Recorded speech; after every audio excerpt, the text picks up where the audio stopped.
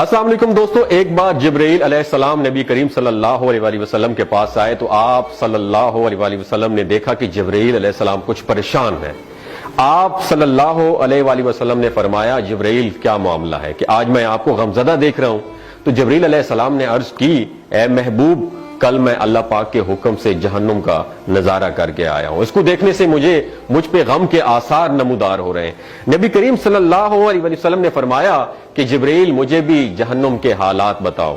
جبرائیل نے عرض کی، جہنم کے کل 7 درجے ہیں اور ان میں سے جو سب سے نیچے والا درجہ ہے اللہ ان میں منافقوں کو رکھے گا، اس سے اوپر والے 6 درجے میں اللہ تعالیٰ مشرک لوگوں کو ڈالیں گے، اس سے اوپر 5ویں درجے میں اللہ سورج اور چاند کی پرستش کرنے والوں کو، عبادت کرنے والوں کو ڈالیں گے، 4تھے درجے میں اللہ پاک آتش پرست لوگوں کو ڈالیں گے، اور 3رے درجے میں اللہ پاک یہود کو ڈالیں گے، 2 درجے میں اللہ تعالیٰ عیسائیوں کو ڈالیں گے۔ یہ کہہ کر جبرائیل علیہ السلام خاموش ہو گئے تو نبی کریم صلی اللہ علیہ وسلم نے پوچھا، جبرائیل آپ خاموش کیوں ہو گئے؟ مجھے بتاؤ کہ پہلے درجے میں کون ہوگا؟ جبرائیل علیہ السلام نے عرض کیا کہ اے اللہ کے رسول، پہلے درجے میں اللہ پاک آپ کی امت کے گناہگاروں کو ڈالیں گے۔ جب نبی کریم صلی اللہ علیہ وسلم نے سنا کہ میری امت کو بھی جہنم میں ڈالا جائے گا تو آپ بے حد غمگین ہو گئے اور آپ نے اللہ کے حضور دعائیں کرنا شروع کر دی۔ 3 دن ایسے گزرے کہ اللہ کے محبوب مسجد میں نماز پڑھنے کے لیے تشریف لاتے، نماز پڑھ کر حجرے میں تشریف لے جاتے اور دروازہ بند کر کے اللہ کے حضور رو رو کر دعائیں فرماتے۔ صحابہ حیران تھے کہ نبی کریم صلی اللہ علیہ وآلہ وسلم پر یہ کیفیت کیسے طاری ہوئی ہے، مسجد سے حجرے جاتے ہیں، گھر بھی تشریف لے کر نہیں جا رہے۔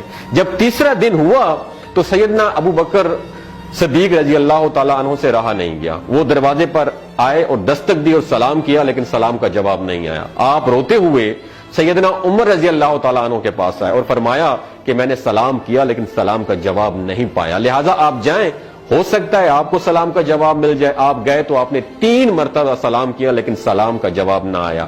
حضرت عمر رضی اللہ تعالیٰ عنہ نے سلمان فارسی کو بھیجا لیکن پھر بھی سلام کا جواب نہیں آیا۔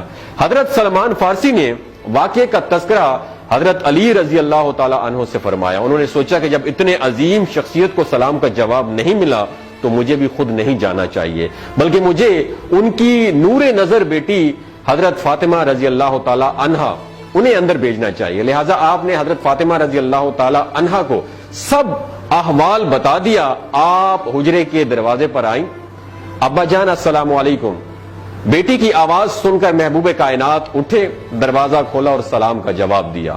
ابا جان، یہ آپ پر کیا کیفیت ہے کہ 3 دن سے آپ یہاں پہ تشریف فرما ہے؟